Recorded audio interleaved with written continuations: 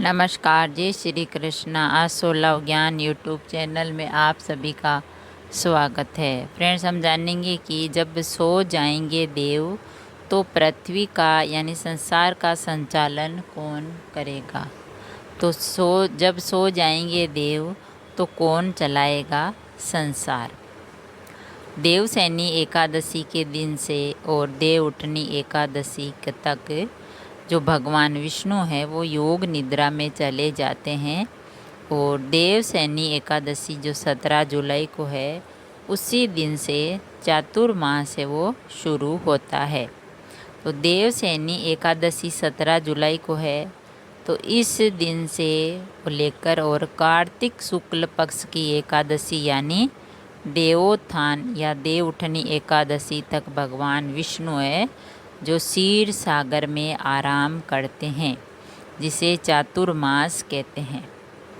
और इस तारीख से ही वर्षा ऋतु शुरू हो जाती है और संसार में सभी शुभ काम है वो महीनों के लिए रुक जाते हैं, यानी 4 महीने के लिए बंद हो जाते हैं। कोई भी शुभ कार्य, शादी विवाह, मुंडन आदि नहीं होते हैं।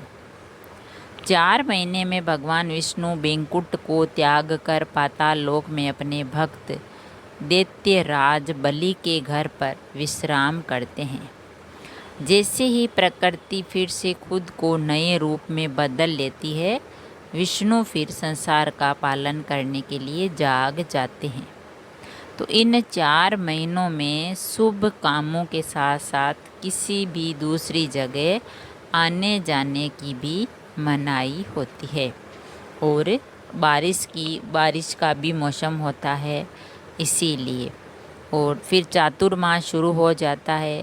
तो देवसैनी एकादशी से लेकर देव उठनी एकादशी तक ये 4 महीने वो बहुत ही अहम होते हैं। इन महीनों में भगवान विष्णु की पूजा आराधना करनी चाहिए। देवसैनी एकादशी को जब सूर्य है वो कर्क राशि से मकर राशि की तरफ बढ़ने लगता है, यानी सूर्य जो उत्तरायण से दक्षिणयान होने लगता है, सूर्य का ताप घटने लगता है। बारिश की वजह से पेड़ पौधों का नया जीवन मिलता है, नए पेड़ पौधे होते हैं, नए प्रकार के जीव जंतुओं का जन्म होने लगता है। चातुर्मास का महत्व न केवल बल्कि दूसरे के लिए भी है, सभी के लिए भी है, सभी धर्मों के लिए है। तो पशुओं के चारे और अपने भोजन की खोज में एक जगह से दूसरी जगह वो उधर उधर कबीलों में घूमते हैं। फिर उन्हें कहीं तो बारिश होती है तो चारा मिलता है, कहीं अनाज उगाते हैं तो उनको अनाज मिलता है और वे अपनी आवश्यकताओं की पूर्ति करते हैं। तो उन्हें दूसरे कबीलों के साथ युद्ध भी करने पड़ते हैं। उनका भविष्य निश्चित था। उनके देवता इंद्र भी उनकी तरह ही अस्थिर और युद्ध में व्यस्त रहते थे और संसार में से जीवन से जुड़ी जो ज़रूरतें हैं के लिए पूरी करते थे। भोजन और युद्ध में विजय की प्रार्थना करते। इंद्र कई बार अपने दुश्मन असुरों से पराजित भी होते।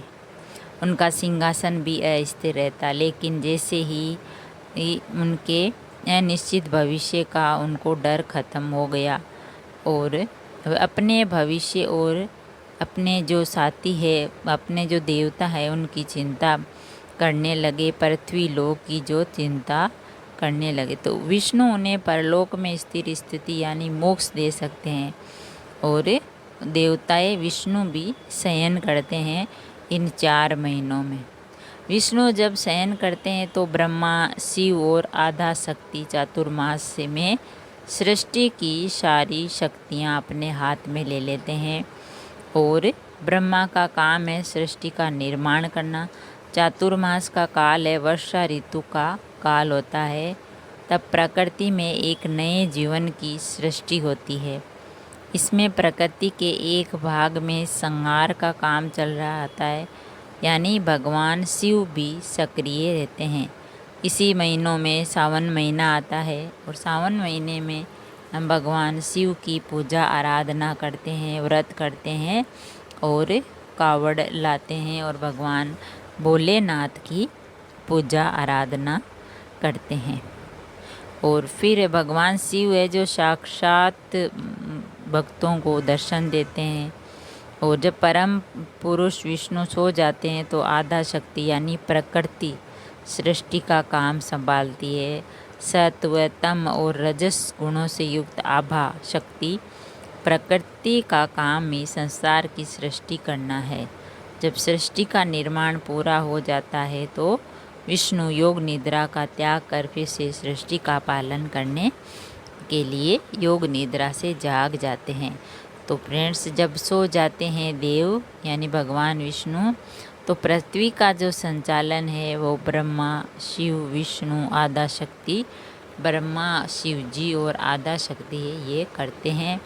और पृथ्वी का संचालन और ये चातुर्मास है, इन 4 महीनों में हमें भगवान विष्णु की, भोलेनाथ की पूजा आराधना करनी चाहिए। इससे हमें भगवान विष्णु का आशीर्वाद मिलता है और भोलेनाथ का भी आशीर्वाद मिलता है। अगर वीडियो अच्छा लगा तो लाइक और शेयर ज़रूर करें। ऐसे ही और वीडियो जानने के लिए, सुनने के लिए चैनल को सब्सक्राइब करें। थैंक यू, धन्यवाद।